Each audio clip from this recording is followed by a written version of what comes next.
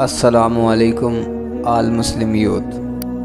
मैं सैयद मोहसिन अली राव। मैंने काफ़ी सारी रिसर्च करी मुसलमानों की पस्ती की, ये यूँ कह लीजिए कि मुसलमानों की तबाही की, और उनमें से बहुत सारा मवाद मैंने जब देखा, सुना, पढ़ा, तो उनमें से मैं चंद चीज़ों के नतीजे पर आया। वो चंद चीज़ों का नतीजा इंशाअल्लाह मैं आप हज़रात के सामने पेश करूँगा। उम्मीद होगी कि आप भी इस चीज़ पर एग्री करेंगे। उलमा इकराम और बड़े बड़े जो दानिश्वर हज़रात हैं वो मुसलमानों की तबाही की कई सारी वजूहात बताते हैं, जिनमें सरे फहरिस्त हमारी तबाही, या यूँ कह लीजिए कि हमारी बर्बादी की सबसे बड़ी वजह हम तकसीम दर तकसीम होते जा रहे हैं। हमें कुछ यूँ डिवाइड किया गया, हमें कुछ यूँ तकसीम किया गया कि पहले हमारे अंदर यानी मुसलमानों के अंदर कुछ चीज़ों को लेकर फ़िरका वारियत की आग को भड़काया गया। हम अनजानों की तरह अपने ही मुसलमानों पर कुफर के फतवे जारी करते रहे। हम तकसीम दर तकसीम होते चले गए। फिर आ जाएं तो फिर हमें जो तकसीम किया गया वो ज़ात, बिरादरी, ख़ानदान, रिश्ते, नाते, इसी तरह हम तकसीम दर तकसीम होते गए। और आज अगर हम निगाह उठाकर देखें तो हम तारीख़ में इतने अजीम सल्तनतों के मालिक रहे हैं कि आपको उन औराक पर यकीन नहीं आएगा। दुनिया की दो सुपर ताकत जिन्हें कैसर व किसरा के नाम से जाना जाता है, या यूँ कह लीजिए कि आज का मौजूदा यूरोप और दूसरा आज का मौजूदा ईरान, ये उस वक़्त दुनिया की दो सुपर ताकत थी। लेकिन जब मुसलमानों के हत्थे चढ़ी तो मुसलमानों ने इन्हें ऐसे टुकड़े टुकड़े किया कि तारीख़ आलम इसकी नज़ीर पेश करने से कासिर है। जब इंसान किसी को शिकस्त देता है तो वो ये भूल जाता है अगला भी मुझे शिकस्त दे सकता है, और जब वो आगे से मुझ पर पलट कर वार करेगा तो उसका वार बहुत ही ज़्यादा भयानक होगा और बहुत ही ज़्यादा ख़तरनाक होगा। हमारे साथ भी कुछ यूँ ही हुआ। जब सलाहुद्दीन अय्यूबी ने अल-कुद्स यानी मस्जिद अक्सा को फ़तह किया तो ईसाइयों ने बहुत सारी तजवीज़ें की कि आखिर ऐसा मुसलमानों की फ़ौज के अंदर क्या है जिसकी बेस पर मुसलमान हमसे हमेशा जीत जाते हैं। उनके बड़े बड़े पादरी और राहिब बैठे, वो एक नतीजे पर पहुँचे। वो नतीजा ये था कि मुसलमान चूँकि अल्लाह रब्बुल इज़्ज़त से बहुत ज़्यादा मोहब्बत करता है, वो जब मैदान के अंदर होता है तो उसे ना तो अपनी जान का फ़िक्र होती है और ना ही अपनी औलाद की फ़िक्र होती है। इसी तरह वो बेखौफ होकर लड़ता है। और चूँकि ईसाई वो अल्लाह पर तो यकीन रखते हैं लेकिन दुनिया से बहुत मोहब्बत करते हैं। ये पूरी रात शराब, ज़िनाकारी में मुब्तला रहते हैं, और जब ये सुबह सवेरे उठकर सलीबी जंगें हुई उनमें शिरकत करते हैं तो ये मुसलमानों से बहुत ज़्यादा डरते हैं। ये मौत से डरते हैं। क्यों डरते हैं? क्योंकि इन्हें पता है कि मौत आने के बाद सब कुछ ख़त्म हो जाएगा, हमें अल्लाह के यहाँ जाकर जवाब भी देना होगा। तो उन्होंने सोचा कि अब मुसलमानों को हराने का कोई तरीका, तो उनमें से एक बुज़ुर्ग पादरी, उसने कहा कि इन्हें एक चीज़ से हराया जा सकता है। सब उसकी तरफ मुतवज्जा हुए तो उसने कहा कि इनको बेहयाई यानी पोर्नोग्राफी के जाल में फंसाकर इन्हें हराया जा सकता है।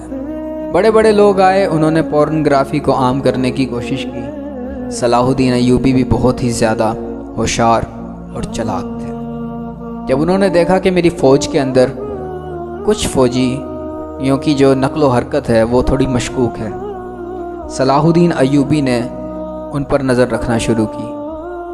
जब सलाहुद्दीन अय्यूबी ने उन्हें पकड़ा तो उनके पास बरहना औरतों की तस्वीरें मौजूद थी। सलाहुद्दीन अय्यूबी ने उस जंग को वहीं छोड़ दिया और अगला महाज स्टार्ट किया जो था पोर्नोग्राफी के ख़िलाफ़, क्योंकि सलाहुद्दीन अय्यूबी को मालूम था कि अगर मैं अब जंग लड़ूंगा तो इस जंग में शिकस्त मेरी पक्की है। क्यों? क्योंकि मुआशरा जब दो चीज़ों पर आ जाता है, एक जुल्म दूसरा बेहयाई, तो अल्लाह रब्बुल इज़्ज़त का अज़ाब भी ज़रूर आता है। صلاح الدین ایوبی گیا اور اس نے پورنوگرافی کے خلاف جنگ لڑی، اور صلاح الدین ایوبی اس جنگ میں کامیاب بھی رہا۔ لیکن دنیا کا دستور ایک عجب دستور ہے کہ دنیا کے اندر جو بھی برائی ایک دفعہ جنم لے لیتی ہے وہ کبھی ہمیشہ کے لیے ختم نہیں ہوتی۔ اس تحریک نے سب سے زیادہ زور جب پکڑا جب کیمرہ ایجاد ہوا۔ کیمرہ مسلمانوں کی ایجاد تھی۔ کبھی کبھی ایسا بھی ہوتا ہے کہ بہت اچھی چیز اگر کسی گندے انسان کے ہتھے چڑھ جاتی ہے تو وہ اس اچھی چیز کو اتنا گندا کر دیتا ہے کہ انسان سوچ بھی نہیں سکتا، اور یہی کیمرہ کے معاملے میں ہوا۔ کیمرہ جب ان لوگوں کے ہاتھے چڑھا تو انہوں نے کیمرے سے وہ کام کیے، اور آج جو مسلمان دو چیزوں کی وجہ سے تباہ ہیں، ایک تقسیم در تقسیم، دوسرا پورنوگرافی کے زہر میں مبتلا ہیں۔ انہوں نے ہماری سرحدوں کے اندر داخل ہو کر ہمارے ایمان کو ختم کر دیا، ہماری قوت، ہماری طاقت، ہماری ذہنی طاقت، سب چیزوں کو انہوں نے ختم کر دیا، اور وہ اربوں ڈالر روزانہ اسی چیز سے کما رہے ہیں، کیونکہ ان کا تو اصول یہ ہے کہ ہمیں دھندا بھی کرنا ہے اور مسلمان کو تباہ بھی کرنا ہے۔ اور آپ کو جان کر بہت زیادہ حیرانی ہوگی اور ہمارے لیے باعث شرم ہے کہ پورنوگرافی دیکھنے میں پاکستان پہلے نمبر پر ہے، اور کفار اس چیز پر متحد ہیں کہ کسی طریقے سے پاکستان کو رستے سے ہٹایا جائے، کیونکہ پاکستان اسی طرح ہے۔ اگر آپ نے کبھی فتح مکہ پڑھا ہو تو آپ کو تھوڑا سا علم ہوگا کہ فتح مکہ کے معاملے میں ایک طرف تھے مشرک جو مکہ کے اندر رہتے تھے، دوسری طرف تھے یہودی جو کہ خیبر کے اندر رہتے تھے۔ آپ علیہ الصلاۃ والسلام نے کئی مرتبہ مکے کو فتح کرنے کی کوشش کی، لیکن مسلمان ناکام رہے۔ تو اللہ کے نبی صلی اللہ علیہ وآلہ وسلم نے ایک تجویز کی۔ وہ تجویز یوں تھی کہ ہم پہلے خیبر کو فتح کریں گے، کیونکہ یہودی ہمیشہ سے پس پردہ رہ کر مسلمانوں کو نقصان پہنچاتے رہتے ہیں۔ آج بھی انڈیا اور پاکستان کے معاملے میں کچھ یوں ہی ہے، وہ بھی مشرک ہیں، بتوں کی پوجا کرتے ہیں، ان کا ساتھ بھی یہودی دے رہے ہیں جو کہ اسرائیل کے اندر ہیں۔ اگر یہودیوں کو کسی ملک سے خطرہ ہے، ان کو عربوں سے کوئی خطرہ نہیں۔